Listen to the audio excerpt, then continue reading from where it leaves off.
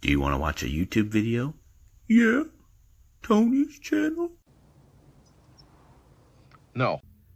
Today, I'm going to be building some shelving for our shop, our nail shop. So, I've already gone down there and did a quick draft, little sketch of what I need, just a little chicken scratch. So what I'm going to need for the job, I've already got my wood, and I don't know if you really need the gloves, but, safety glasses, earplugs, pencil, square, tape measure, a couple of C-clamps, drill, screws, and the bit that fits the screws and the drill bits, and a corner sander, reciprocating saw, circular saw, extension cord, and batteries on charge. And of course, the wood. Yeah, I've got a mix of oak and pine, but the oak is more along what you're going to see on the outside more, as the pine's not going to be as seen as much as the oak. So cut a little cost, but expend a little more. But with the price of wood is right now, yeah. And if need be, you can take and look down one of these, and if it's really straight going all the way down, then you can use it as a straight edge if need be before you cut it up. But all my laying out is going to be done inside, and for the cutting, I'm going to take it out on the balcony or porch, whatever it is. A lot of people don't know this about laying out. This is wood. I'm typically used to working with metal, but it's still the same principle applies. You got your worksheet, and you're as long as you got a good straight edge to work off of, you really don't need a straight edge. A lot of people don't realize that.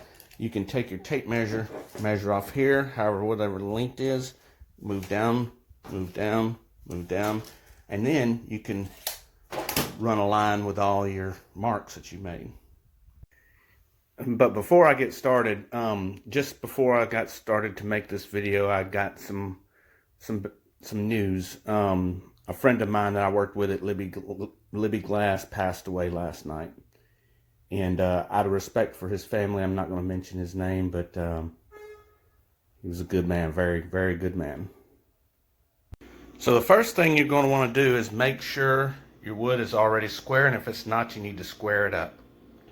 Then we got to find out what our overall size is going to be, and this is going to be 24 inches, which is 2 foot by 3 foot. Okay, so I've already measured, made 3 marks at 3 foot. Now I'll run a straight edge, make my mark, and then I'll take it outside to the circular saw, and I'll make the cut. Then I can start. Well, I can actually start laying everything out at once if I wanted to, but I'm gonna go ahead and get the cut made. That way, I'm not just running off of a line. And in an effort to make sure I'm 100%, I went ahead and marked with my square on each of these. And in theory, when you bring your straight edges up there, they should match up and align perfectly. And they do. Now, here's where your safety glasses and earplugs are going to come into play. Alright, now that the cut is made, we take this and kind of clean it up before we take it back in the house. Okay, we'll do a double check now that we've got our cut made. Yep.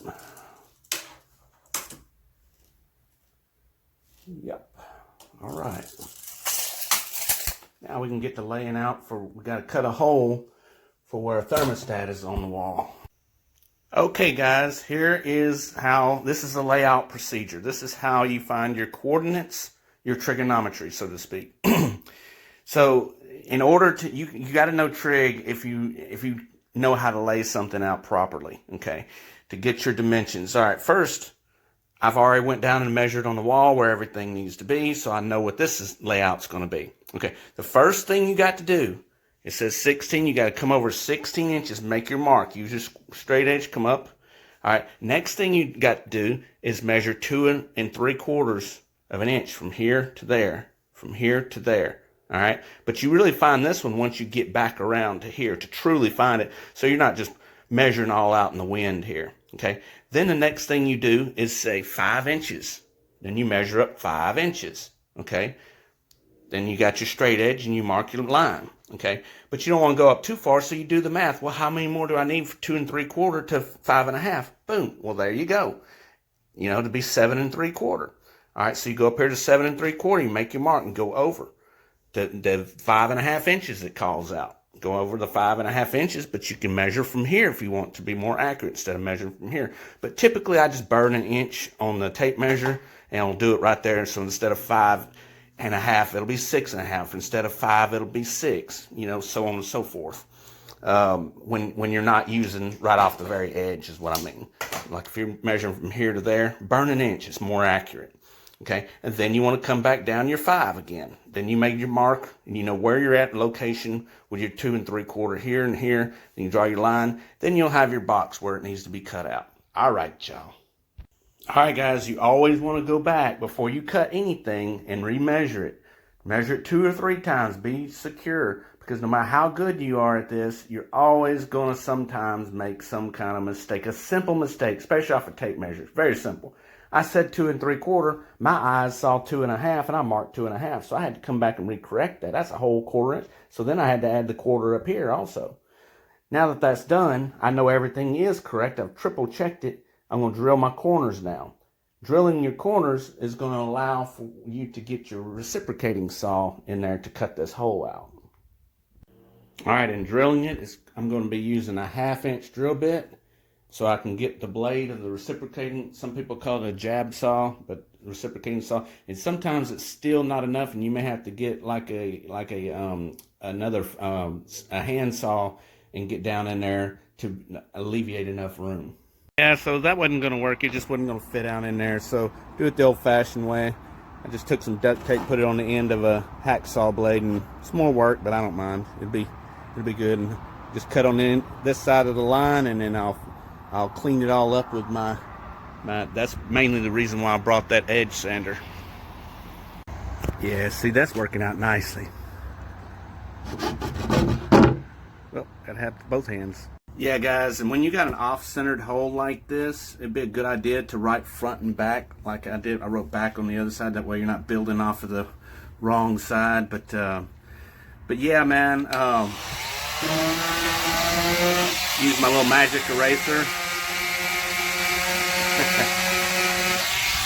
But yeah, prior preparation prevents piss poor performance, and I definitely got ahead of myself. I'm trying to beat the rain, guys, and I've been getting rain delays left and right, and well, I should have used a pilot to drill my holes because it punched out. I drilled from the other way, and it kind of punched out at an angle, and now it just kind of, I'm not proud of myself for that.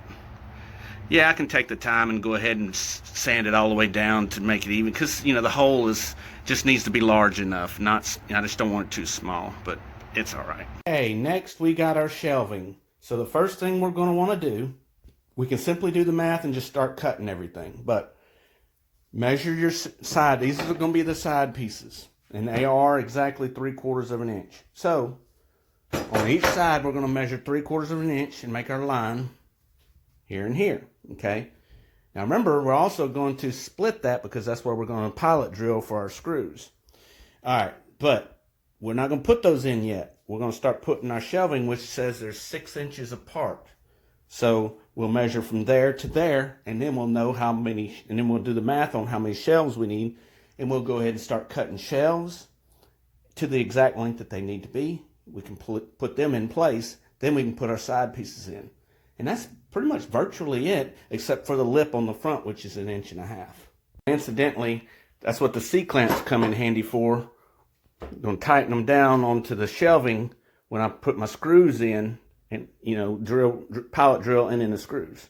Right, so I've measured from here to here and from there to there to double check, and in the center I burnt 1 inch and it came out to 35.5, so we need to cut our pieces at 34.5. Okay, and here's our shelving, which is also 3/4 of an inch, and our lip, which is also 3/4 of an inch. So I've already done the math. 3/4 plus 6, 3/4 plus 6, so on and so forth. So that gives us 4 shelves. This shelf will intersect with our hole, so we're going to have to cut it this length and then add over here. So we're going to be missing this much of that part of the shelf. All right, guys. So we need 3 at 34.5, 1 at 14 3/4, and 1 at 15 1/4, and the same's going to go for the lips as well. Okay, guys, finding where we're going to put our screws symmetrically. Okay, well, this one I just did it centered, which it was 13 inches from everything. I got everything 3/8, 0.375 from the ends on all of them, and from the ends I found the center. I mean, from those points, the 3/8 I found the center. Okay, and that was 13, so that's 6.5. This one was from here to here was 14.5, I believe, so that's 7 1/4. Yeah, 7 1/4. And these were 33.5 divided by 4, so that's 8 3/8. Okay, 0.375. And so that's going to be the same for all these. These are the only ones that's going to be indifferent. So I'm laying all my marks out. And I got to get these. I haven't got these yet, but I may end up doing these on the shelves on that spot right there. And I think that's actually what I'm going to do. Instead of making them all, I'm going to do them by the shelves. It'll help strengthen that part of the corner, because this is going to go. Yeah, because I'm going to come off and put the screw in up here, not right directly. All right, yeah. Yeah, no, guys, no. I don't want there to, I changed the plans. I don't want there to be any chance that those screws can run into each other. So I am going to do them symmetrically. So I measured from here to that 3/8 point, from that 3/8 point, and it comes out to 23 1/4. So divide that by 4, and it's 5.812, which is 5 13/16. All right, so they'll be 5 13/16 apart symmetrically. Okay, guys, now we're ready to drill our pilot holes in all locations. And to do so, I'm going to be using a 7/64 drill bit. All right, got my holes drilled. Now I'm cutting my shells. I need 3 at 34.5. If you ever see something like that, that means cut on this side of the line. If you see a C and a L, that means that's the center. You can cut right down the center of the line. But since the saw blade takes material, we want to cut on this side of the line to keep this real tight. Oh, and also, just a little tip and trick. If you plug it in your power cords, tie you a little knot in the two of them like that right there to keep it from coming apart. Okay, guys, in an effort of accuracy and proficient, saving time, but making sure these pieces match perfectly, you can do one measurement and then lay the other next to it so that it mates, and you'll have your other measurement. All right. Providing, of course, that both of them are exactly the same length. And I'm glad I checked that, because they are not exactly the same length. So I'm actually going to have to lay this one out. Those two are exactly the same length. That's more like it. So you got to check, guys. Mistakes are made every day. All right, now you see what the C-clamps were for. All right, so now I'll take it and match drill and then run screws in at the same time, and so on and so forth. Almost getting this done, guys. Well, at least it's nice weather out. Cool, by the way. Man, this would go so much faster in my house in Ringgold in the shop. I've got multiple drills. I can set everything up. I got table saws. I don't have to go in and out. I got everything set up on a work table. But, all right, so I've set my drill at 1 5/8 from there to there, so this works as a drill stop, like a micro stop. So I just go all the way down until it touches there, and I did the math, and it comes out to where I need to use these 1 1/8 screws. So there you go.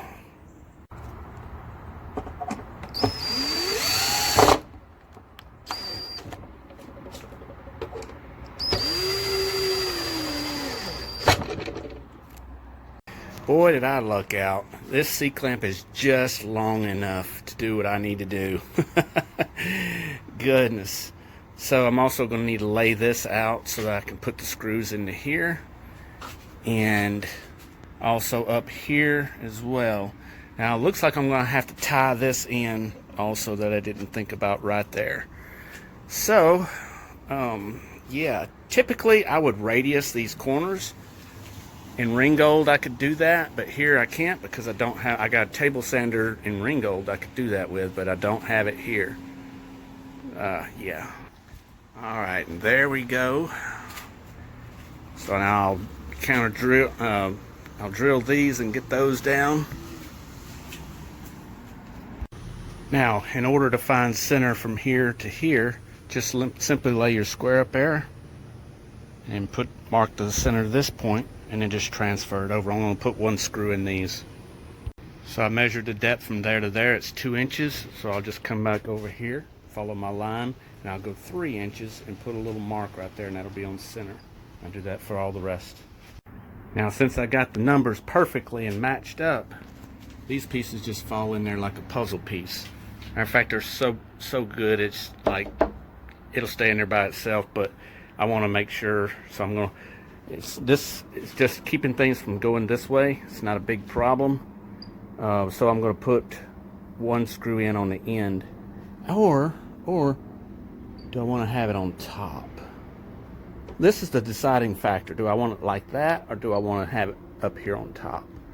Let me think about that. Yeah, I think I'm going to put it like that, guys, because I think that's the way the other one was. I have to go back and look at, man, get Ann to send me a picture, but I believe it's like that. Okay, we're back to here again. Ann just sent me pictures of it. It is definitely on the front. Okay, all right, no problem. All right, again, there's a 1 inch drop right there. Again, I found center. And then I come down, since that's 3/4, half of 3/4, 3/8, so I'll come down 1 3/8. Okay, since that's this going on, I had to pin these here, but I had to do it first to keep this from moving around, and then I came and pinned those in.